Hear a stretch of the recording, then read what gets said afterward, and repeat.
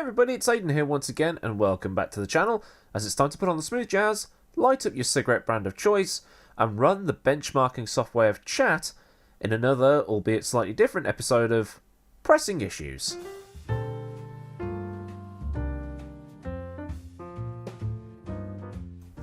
Now, unlike Storytime, where it's told as it happened, Pressing Issues is where I talk about stuff with a blatant disregard to whether or not it's what you want to hear. Because that's the state of the world these days. People get in really shitty moods when someone says something that somehow gets in the way of their blinkered view of the world. Oh my god, he said that Jim Clark was the best driver of all time. He's a Senna hater. Now today, I've got something a little bit different. You might know me for the stories from the real world of motorsport, or you may have seen a Pressing Issues before that's about stuff that's happened in Formula 1. You might even expect that from this channel. But the fact remains, I'm a sim racer. I race pretend racing cars. It even says so in my bombastic intro to non-Pressing Issues videos. Sim racing and the real world of motorsport. Now, it doesn't generate the same interest as Storytime, but it's what I do. That and guitar are my two main hobbies. I'm essentially a loudmouth Chris Hay. So what is sim racing? What defines it? The thing is, there is no catch-all definition. I like to think of it as something that closely replicates the real world of racing as close as possible within the capabilities of the average consumer computer. Whether that's laser scanned tracks that are within an inch of accuracy, physics developed with the manufacturers, or even how the races themselves are structured and conducted. So for instance, in Automobilista, you can allocate a certain amount of tyres to each car over the course of a race weekend, because in real life, you would, unless you've got a Goodyear tree in your garden. Meanwhile, R-Factor, R-Factor 2, iRacing and Assetto Corsa offer unlimited sets of tyres, so if you crash, the tyres that go on every time will be brand new and they'll never run out. iRacing and Assetto Corsa have got hybrid code, R-Factor 2 doesn't, and so on. Now, there are several what can be considered sims on the market, and I'm using that term in inverted commas. Those include R-Factor, R-Factor 2, Automobilista, and the upcoming sequel, iRacing and Assetto Corsa. Yes, I've put Assetto Corsa in that list. Fight me. And that's the issue. And admittedly, it's only a small part of the sim racing community, so don't take this as me shitting on everybody. But because of the internet, that small amount gets amplified a bit more, so unfortunately, those are the people that appear the most vocal and make it seem like there's more of them. Go into an R-Factor 2 discussion, and as soon as iRacing is mentioned, it's blah, blah, blah, physics, blah, blah, blah, realism, blah, blah, blah, NASCAR 2003 engine, blah, blah, blah, money pit, blah, blah. And on the other side, iRacing snobs will return with other jabs about physics, graphics, and content. But is R-Factor 2 perfect? No. The AI is busted, there are some performance issues, there was the server meltdown at Le Mans, which made me embarrassed given that I'm an active R-Factor 2 community member and was commentating on that event, and online is effectively useless unless you're in a league. But on the other hand, the overall feel from the physics engine is fantastic, at least in my opinion. R-Factor 2 is my favourite sim. It's the one I keep going back to most, and it's the one I most enjoy the experience of driving in. Now, I can't speak for iRacing since I don't play it yet, but at the same time I own and enjoy Automobilista and Assetto Corsa. When I want to race online, I go into Assetto Corsa because I can just jump in and go.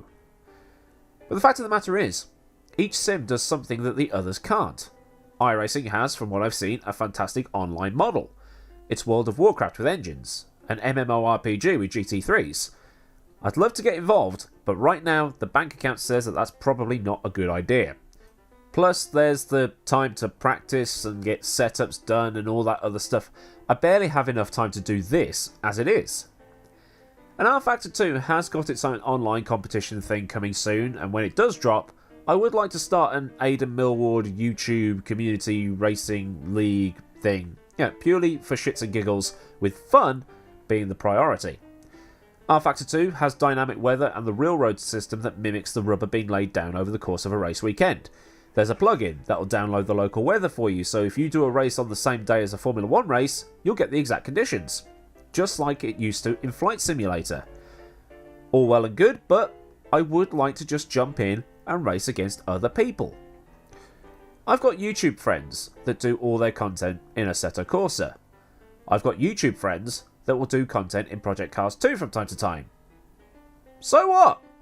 If they enjoy that kind of thing, let them. Go onto the Reddit page for sim racing, and people will talk about Richard Burns' Rally, NASCAR Racing 2003, and I guarantee there will never be a bad word said about them. They still have shortcomings.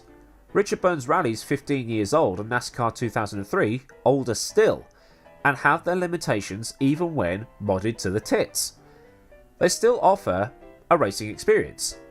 But then, even if they've never touched it, played it, or seen footage, some people will find any reason possible to shit on a particular title and find ways to convince themselves and others that the title in question is gash in every way possible. There is nothing wrong with fun and a ton of grip. Jan Mardenborough got a factory Nissan drive off playing Gran Turismo. Just saying. Is he the best driver in the world? No. But did he get that drive off the back of a lesser title? Yes. Realistic, not realistic, it's all subjective, just like anything else really. I mean, take comedy as an example. My favourite comedians include Jimmy Carr, Anthony Jeselnik, Frank Skinner, Daniel Sloss and Bill Burr. Lee Evans and Michael McIntyre barely raise a smile. I mentioned in the Storytime episode about Adrian Newey that I didn't like Pink Floyd or Led Zeppelin, nor am I particularly into prog. My top two favourite artists are John Mayer and the Bare Naked Ladies, but at the same time, I like Guns N' Roses and Metallica. You are allowed to like different and or multiple things. I guess the investment of time and or money plays a part. I pay for iRacing, therefore it's quality.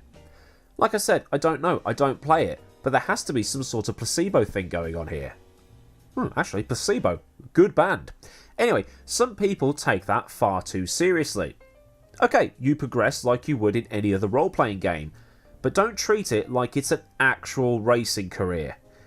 There is a song by MC Lars called Guitar Hero Hero, and the middle eight goes, beating Gears of War doesn't make you Winston Churchill, quoting 90s sitcoms don't make you Steve Urkel, Grand Theft Auto doesn't make you a player, playing SimCity doesn't make you a mayor, beating Rock Band doesn't mean you rock, beating Tony Hawk doesn't make you Tony Hawk, American Idol won't make you a star, and beating Guitar Hero doesn't mean you play guitar.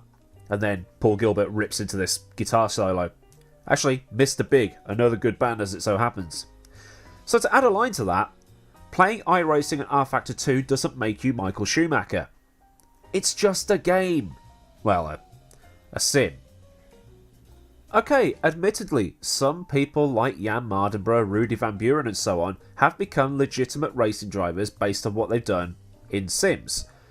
If I become great at FIFA, I seriously doubt I'll be playing for Bury next season, although I think right now they'll take on anyone with two legs at this moment in time.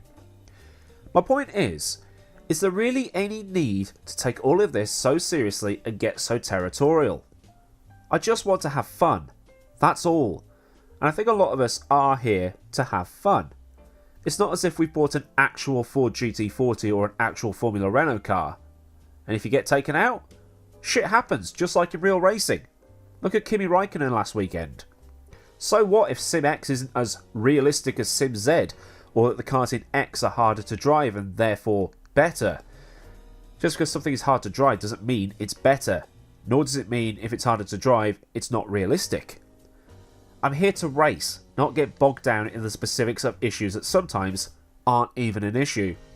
Oh no, it's dropping below 240,000 frames a second, it's unplayable. Get over yourself, stop crying, turn off the benchmarking software and let's race. No wonder console gamers are always happy and PC players miserable. You don't need to panic until the frame rate drops below 48, from what I've read. If you enjoy iRacing, that's fine. If you enjoy Assetto Corsa, Project Cars, Gran Turismo, guess what? That's also fine. What does it matter what other people are doing? It's not going to kill you. There are bigger things to worry about in the world, to be honest. So I'll hand things over to you now. Has an elitist or snobby attitude to certain sims put you off those titles? Or does it put you off having a go entirely? Let me know in the comments, and let me know if you'd be up for some community-based racing when the new rFactor 2 competition structure arrives, if it's possible. In the words of Sean Cole, I'll see you on track. So thanks for watching. If you agree with any of the ramblings in this video, then give it a like, and subscribe so that you'll never miss out on any of the content I upload. Thanks as always go out to the patrons who have donated their hard-earned money to this channel. It is greatly appreciated, and if you want to donate or get in contact with me, then everything you need is in the description box for you. So until next time, I've been Adam, and I'll see you all soon for another video. Goodbye.